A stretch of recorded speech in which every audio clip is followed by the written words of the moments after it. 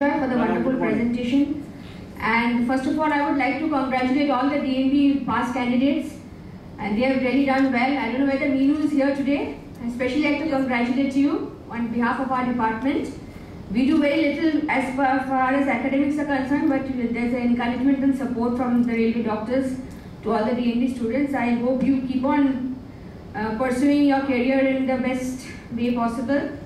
And regarding this case, actually we have got a number of these RKH syndromes in this institution, and the main concern with which the parents come is this primary amenorrhea, which for any girl or a lady, when we menstruate, it's a healthy symptom, and when we don't, it is ill health.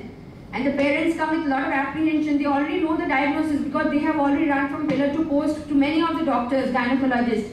But they just come to us for an assurance that she is going to menstruate, she is going to conceive, because without these two factors, without a woman able to procreate, life is really incomplete. There's the whole family shattered. There's a lot of social taboos attached to it. So these are the main concerns with which the parents come to us. So we have to do the physical examination, diagnosis, etc., and all these things are to be kept in mind while while diagnosing a case of primary amenorrhea. But the main thing is counseling, reassurance, and taking definitive steps in certain conditions where we have a wide line in the gonads which we have to actually take out, or where there's congenital adrenal hyperplasia where we have to treat life-threatening conditions with steroids. So these are some of the things which can be treated, but most of the things cannot be treated, where reassurance and counseling are the most important factors. And just to let you know, we have already done 2-3 vaginoplasties here, including a split thickness skin grafting in one of the cases. Earlier we used to do amnion, we used to put amnion over a mold from the placenta and put it in there. Nowadays we can put interseed. We have it here. Interseed has also been tried to put within that space, and that gives a very good result, and it has been seen that vaginal mucosa is created after 6 months, and by biopsy it has been proved. So maybe we can try with interseed in the next case.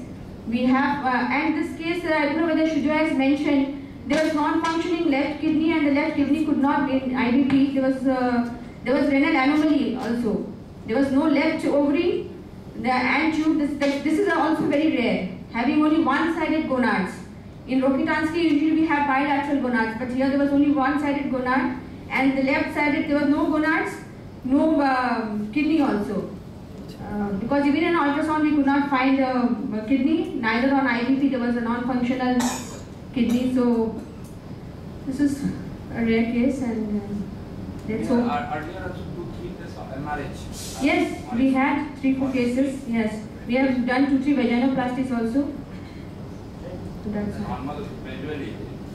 MRH remains like a normal woman. Yes. Absolutely normal. And the main differentiating condition with MRH is this androgen insensitivity syndrome.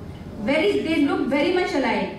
They also have a blind vagina. They also have, the external genital is like the female. They have sparse hair growth in the pubic and axillary area. They have well-developed breasts. But the only differentiating factor is by karyotyping. So karyotyping is very important in this case. What happens in testicular feminization syndrome? Equally well breast, well GM. Yes. That is the patient which the क्या हो जाए? Particularly testicular feminization syndrome, it looks like a very lively, good woman, but it was basically